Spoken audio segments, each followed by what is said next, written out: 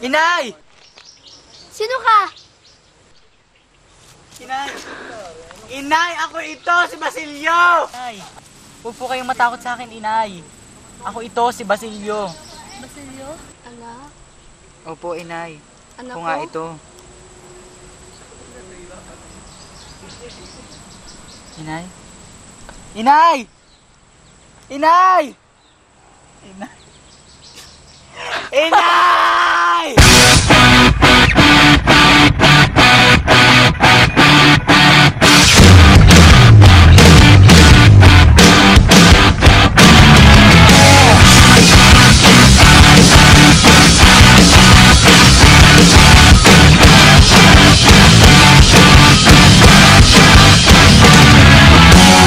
I'm a bad person, you don't like me. Well, I guess I'll make my own way. It's a circle, a mean cycle. I can't excite you anymore. Where's your gavel, your jury? What's my offense this time? You're not a judge, but if you're gonna judge me, we'll sentence me to another life.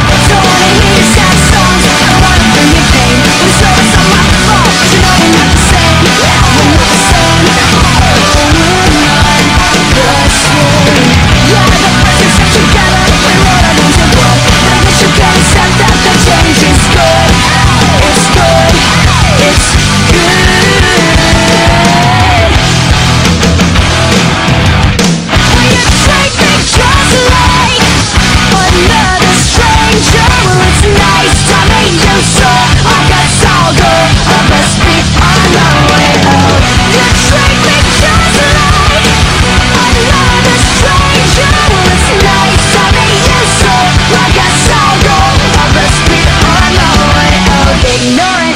Your new best friend.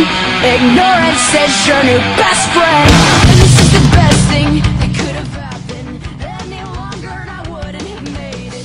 It's not a Naging bukang bibig sa iba't ibang dako noong mga huling araw ng Oktubre ang biglaang paghahanda ni Don Santiago de los Santos, kilala sa tawag na Kapitan Tiago, ng isang hapunan.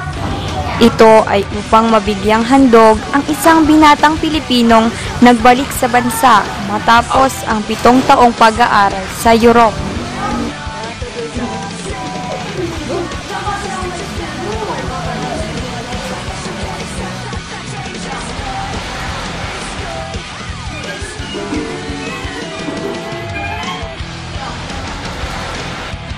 Biglang natigil ang usapan nang dumating si Kapitan Tiago kasama si Crisostomo Ibarra.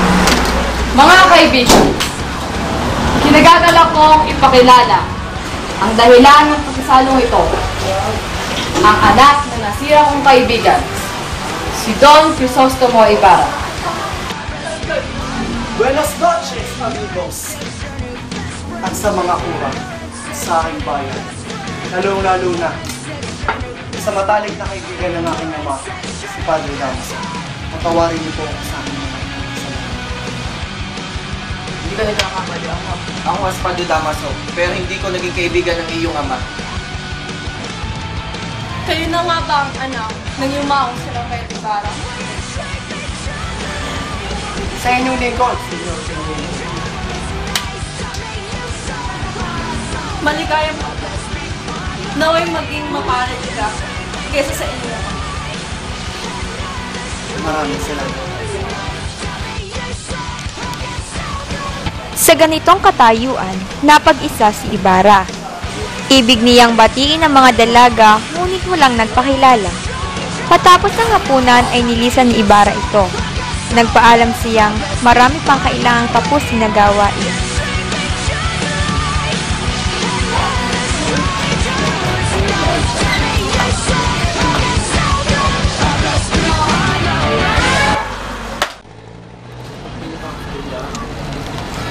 Nainsulto man sa nasabi ni Padre Damaso, ay hindi na lamang ito pinansin ni Ibarra.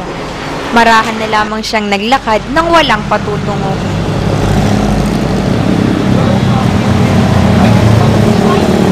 Senyor Ibarra!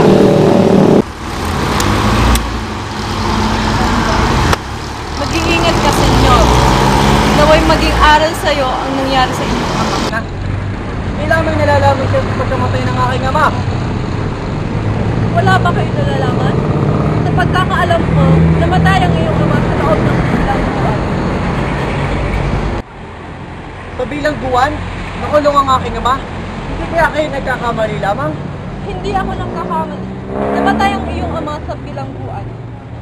Pinagbintangan siyang erehe at pilibustero ni Padre Damaso. Maaari bang sabihin sa akin ng buong pangyayari kung bakit siya inakulong? Noon, may isang maniningil ng buwis noon na nakaaway ng isang batang mag-aaral.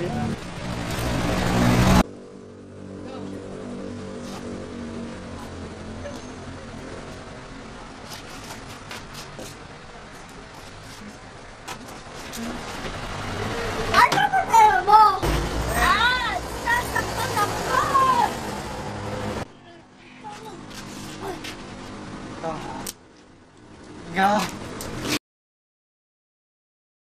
Nakita ito ni Don Rafael at tinulungan ng bata. Nagalit ang maniningil at sila ang nagpanlaban.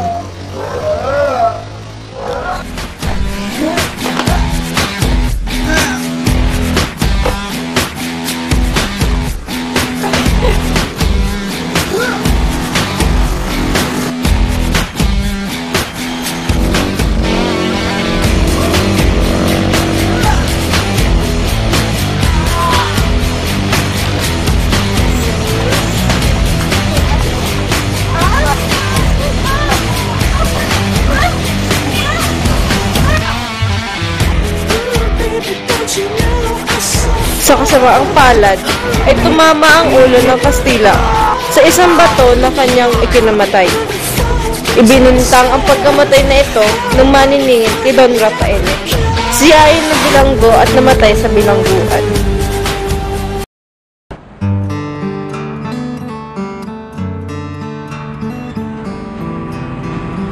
Bakit pa kaya wala siya?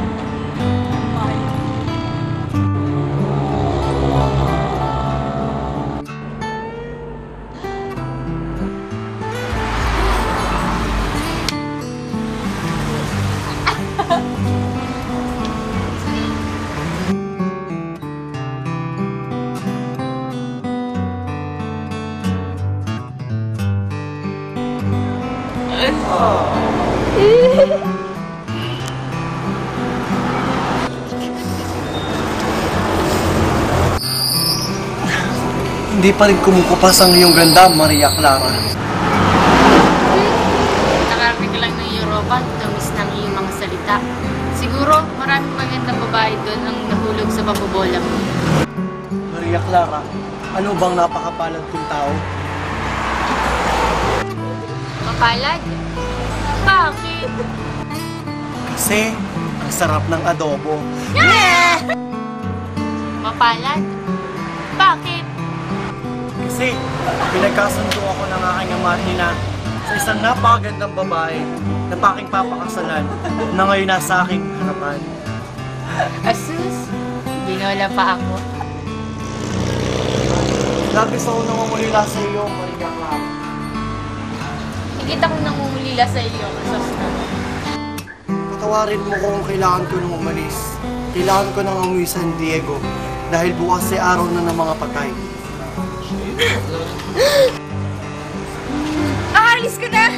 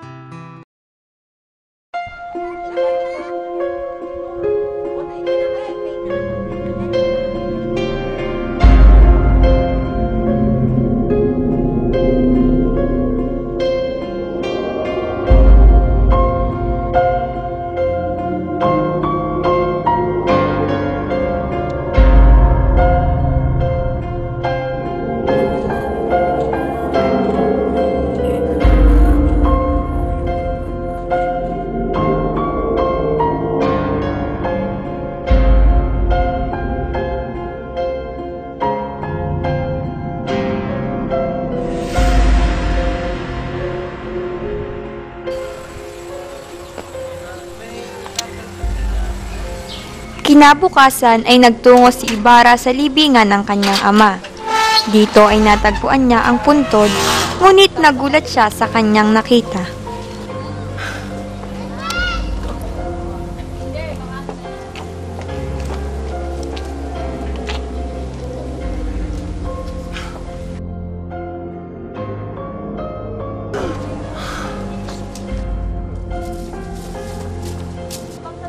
Hoy, si Puntrero! Bakit to kayo nalibingan dito? Nakita mo ba malaking krus dito? Ayun ba? Sinunog ko na yun. Ha?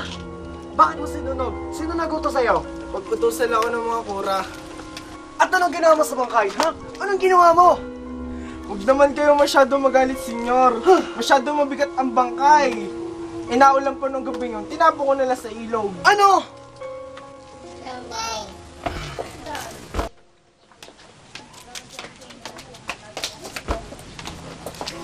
Padre Salve!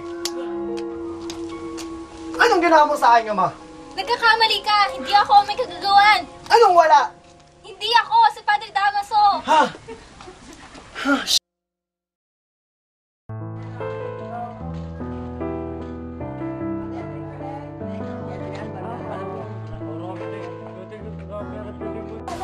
Si Mariel. Kailan ka rin? Si Carl. Si Mariel. Si Jerome. Magpahinga muna tayo, Crispin. Magkano ba kanita mo ngayong buwan, kuya? 2 piso. Bakit? Bayaran mo naman yung sinasabi nilang ninakaw ko. Sira ka ba, Crispin? Ang mahal-mahal ang binibintang nila sa'yo. Kahit 1 taon pa ako magtrabaho, hindi kong babayaran yon.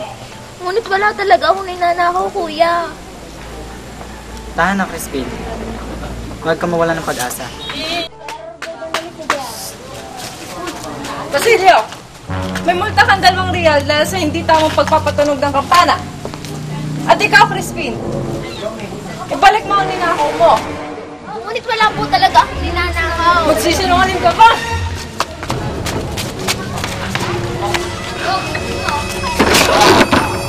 Crispin! Papatayin nila ako! Crispin!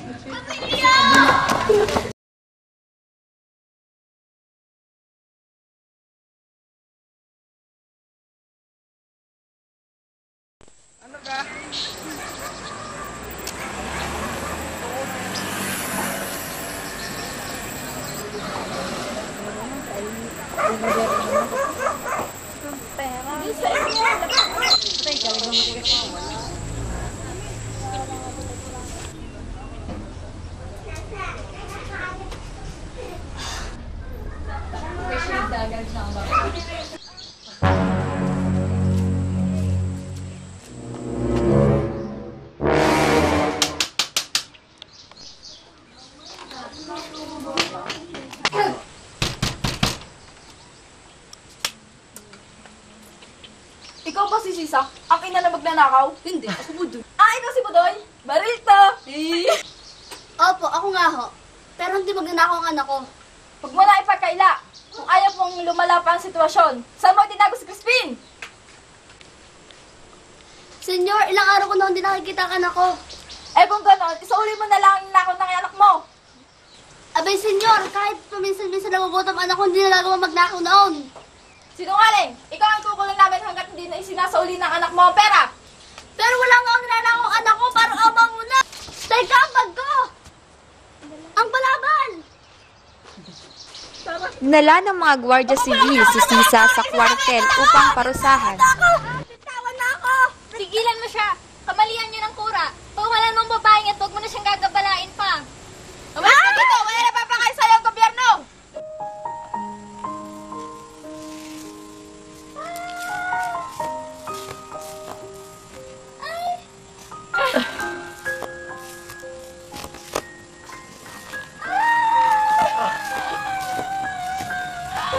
Nalimot na siya ng lahat, pati ng asawa.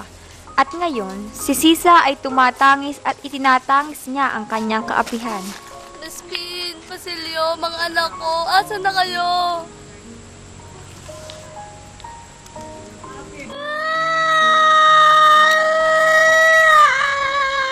At tuluyan nang nawala sa katinoan ang kawawang si Sisa.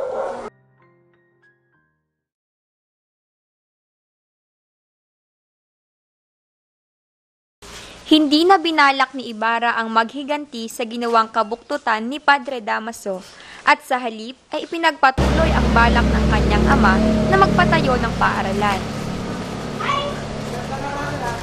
Sino Ibarra? Kamusta naman ang pinagagawang paaralan? Maayos naman. Gobernador? Tigilan mo siya! Huwag mo siyang patayin! Ano nangyayari sa taong yan? Buntik ka patayin ng taong to. Buti nga sa kanya. Ha? Lumipas ang pista ng San Diego na masaya at magarbo. At isang araw, ang lahat ng pinakamatataas na tao sa lalawigan ay magkaharap na nananghalian. Dinuluhan ito ni na Crisostomo Ibarra, Maria Clara, at iba pang panauhin. Nagustuhan mo ba ang pinatayo kong paaralan, mahal ko? Siyempre naman, mahal ko. Biglang dumating si Padre Damaso at binati siya ng lahat maliban kay Ibarra.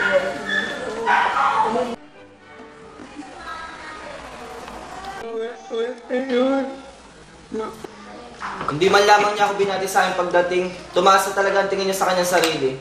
Nakapunta lamang siya sa Europa, akalain mo kung sinong umasta. Huwag mo na lang siyang pansinin, mahal ko. Kung alam mo lang kung gaano ako nagtitipi sa kurang yan. Katulad lamang siya ng kanyang ama. Akala mo kung sinong disente, ngunit hindi rin naman marunong gumalang sa batas ng simbahan. Patawarin mo ko, Maria Clara. Nagtitipi na ako dito. Galit na ako. Tama lamang na siya ay pinarusahan na mamatay sa kulungan. Screwdriver! Tahanan mo na inyong mong aking maginaw. Huwag na mga nari ng aking ama!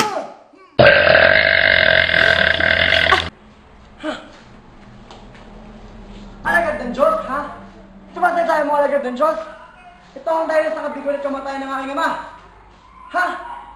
Crisostomo, pakiusap. Alang-alang man lang sa akin. Huwag mo saktan si Padre Damaso. Maria Clara, kung di lang dahil sa mahal kita, makikita mo na sana ang dugong dumadali sa hayop na ito.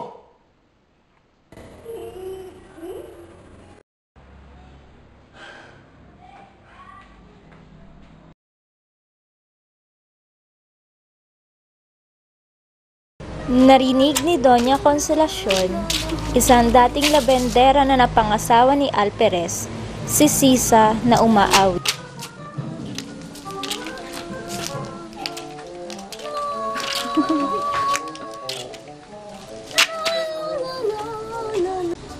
Guardia Sibil! Bakit po, senyora? Sino yung kumakanta? Siya po ang baliw. Dalhin niyo siya dito. Sige po, senyora. Hoy, baliw! Natin na po yan, senyora. Magaling. Pakantahin mo siya. Hoy, baliw! Manta ka! Tanga! La! La la la la la! Magaling! Guardia Sibil, maaari mo kang iiwanan. Go! Hoy, Baling! Sumayaw ka! Sumayaw? Oo, gayahin mo ako. Sumasayaw ka ng baliw! Ako? Ikaw ang baliw at inutusan kita sumayaw. Ikaw ang baliw. Ikaw ang baliw. Ikaw ang baliw. Ikaw ang baliw.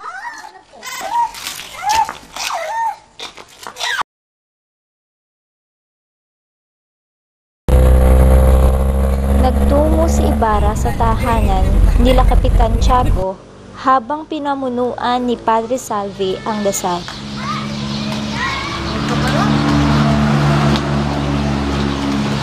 Arestado ka! Ha? Wala akong kasalanan! Sino kayo? Wag!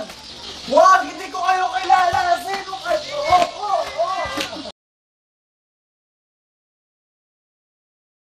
May isang salo-salong naganap sa tahanan ni Kapitan Tiago.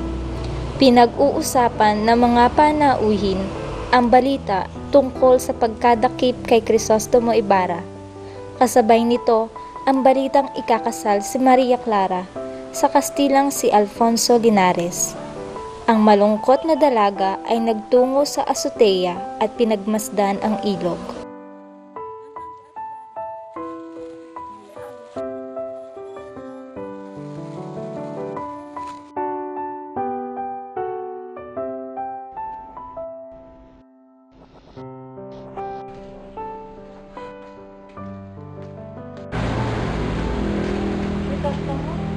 Oo, mahal ko. Tinulungan ako ni Elias na makatakas.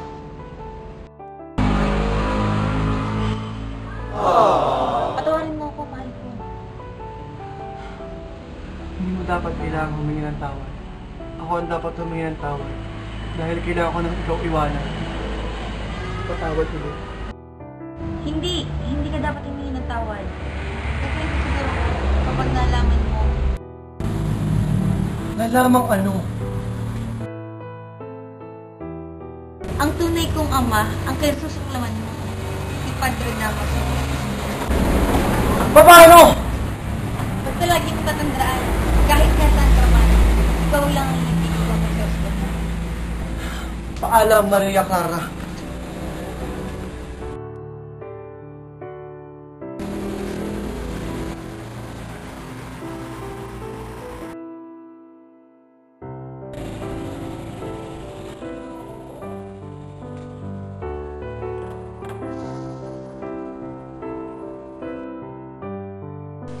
Paalis na sana sina Elias at Ibarra, ngunit nasundan sila at sinalubong ng mga Guardia Civil. Ibarra!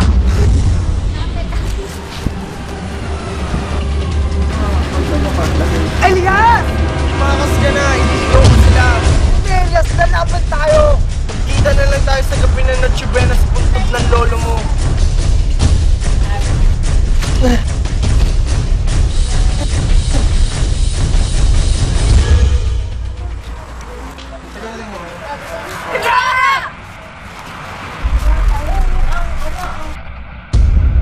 Tumalon si Elias. Sa tuwing siya ay lilitaw, nakakatanggap siya ng mga putok ng baril mula sa mga Guardia Civil na nag-aakalang siya si Crisostomo Ibarra. At bigla na lamang nagkulay tugo ang tubig sa ilog.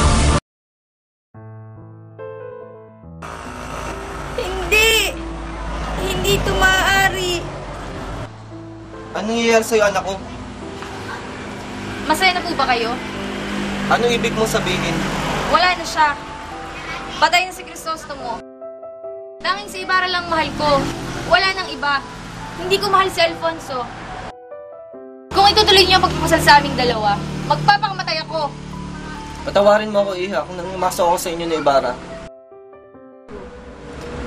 Ngayong wala na si Ibarra, wala nang silbi ang buhay ko. Ang natitira na lang sa akin ay ang kumbento o ang libingan. Kung ayan yung iyong kagustuhan,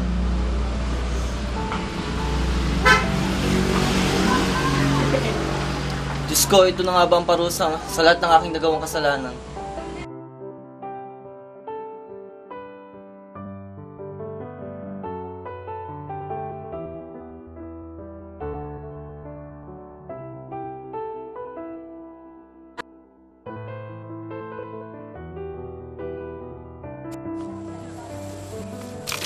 Inay! Sino ka? Inay! Inay! Ako ito! Si Basilio! Huwag po kayong matakot sa akin! Inay!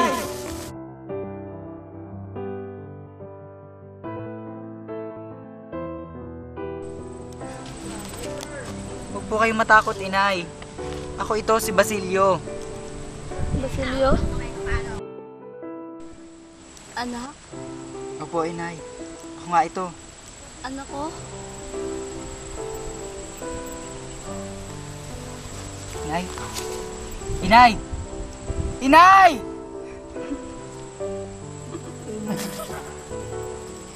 Inay!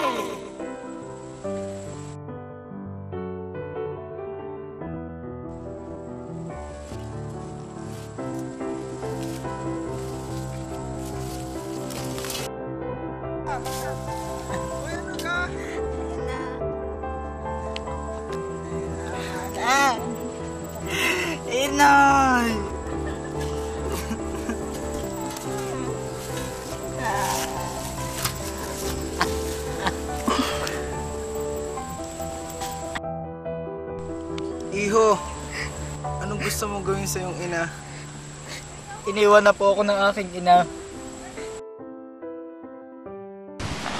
Kumuha ka ng panggatong. Malapit na rin ako mamatay. Sunugin mo kami hanggang sa kami maging abo. Maguhay kami, makikita kang kayamanan. Gamitin mo ito sa kinabukasan mo. Naintindihan mo ba, Iho? Opo, Ginoo. Gagawin ko. Ipinikit ni Elias ang kanyang mga mata. Ang huli niyang hiling ay huwagsan ng kalilimutan ang mga nangamatay dahil sa pagtatanggol sa bayan.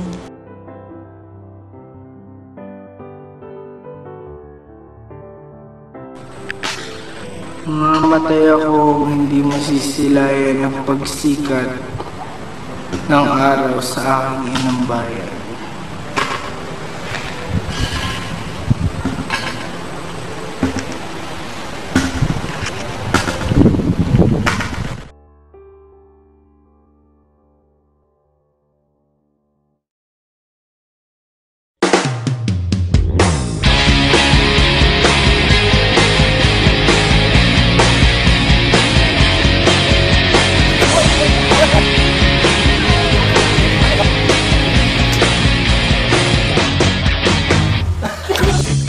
There was a time in my life when I opened my eyes, and there you are. You're more than a dream. I could reach out and touch you, boy. That was long ago.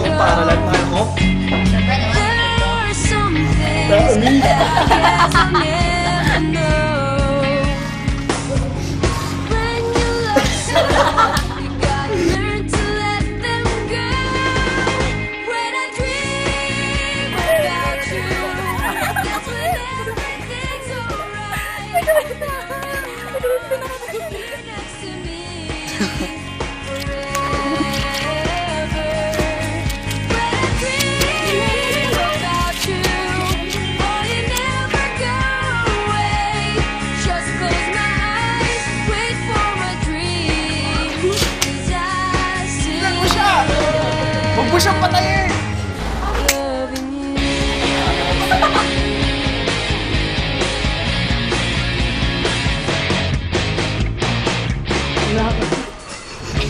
How can I get you to see that I'm falling apart since you've been gone? Gayahin mo ako. I can never be sure I could ever let go. Your love is much too strong. There are some things that I guess I'll never know. When you love someone, you gotta learn to let them go. When I dream about you, that's when everything's alright. You're in my arms, you're next to me. Tahimik. Screwdriver!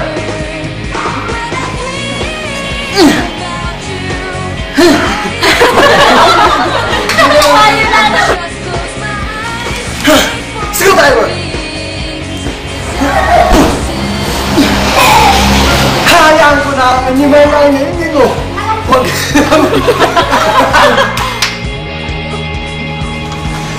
Screwdriver! Hayaan catch mabira kamera chile ay kay aking kamera chich papa chi!